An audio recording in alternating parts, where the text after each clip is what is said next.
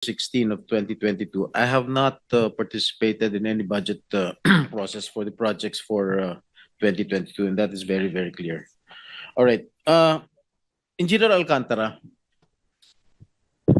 sinabi ni Bryce na binigyan daw niya sa iyo yung pera at may mga nakausap kang politiko na ang sabi niya, binigyan ka ng pera para ibigay mo sa politiko.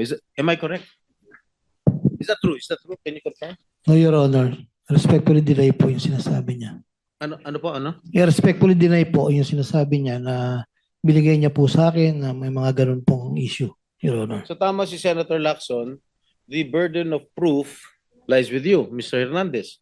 Kasi tahasan mo sinabi sa House of Representatives at kinundinan naman ako ng taong bayan dahil sa isang salita mo na ako raw ay humihingi ng 30%. Okay?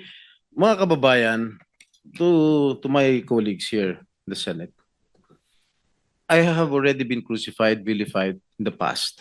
And I am, again, an easy target.